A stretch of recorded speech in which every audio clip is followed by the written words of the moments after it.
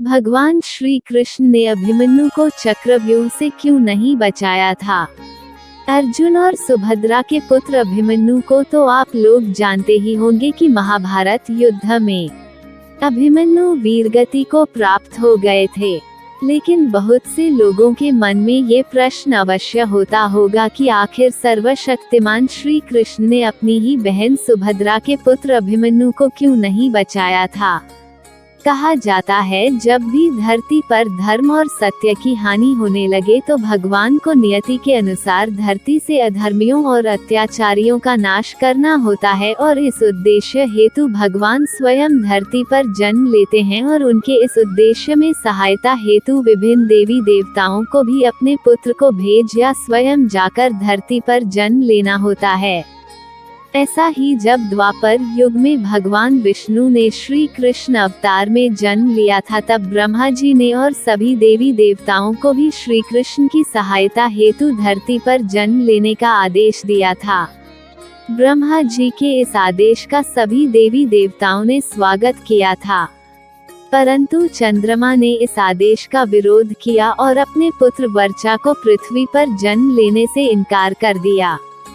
लेकिन जब सभी देवताओं ने मिलकर चंद्रमा को समझाया कि धर्म की रक्षा करना ही हम देवताओं का परम कर्तव्य और धर्म है,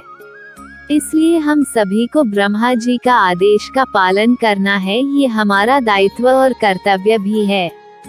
सभी देवताओं के समझाने पर चंद्रमा मान तो गए, पर फिर भी उन्होंने एक शर्त भी रख दी कि यदि मेरा पुत्र धरती पर जन्म लेगा तो वह ज्यादा दिनों तक धरती पर नहीं रुकेगा और महाभारत युद्ध में अपना कार्य समाप्त होते ही वह मेरे पास लौट आएगा।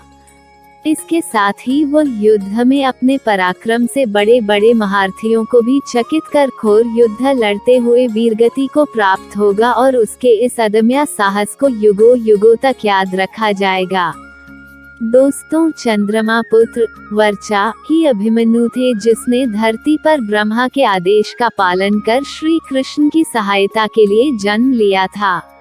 चंद्रमा के शर्त अनुसार ही श्री कृष्ण ने अभिमन्यु की नियति में दखल नहीं दिया और अभिमन्यु महाभारत युद्ध में वीरगति को प्राप्त हो अपने पिता चंद्रमा के पास चले गए। अगर आपने चैनल को सब्सक्राइब नहीं किया है तो चैनल को सब्सक्राइब कर लेना और कमेंट बॉक्स में जय श्री कृष्णा जरूर लिखना।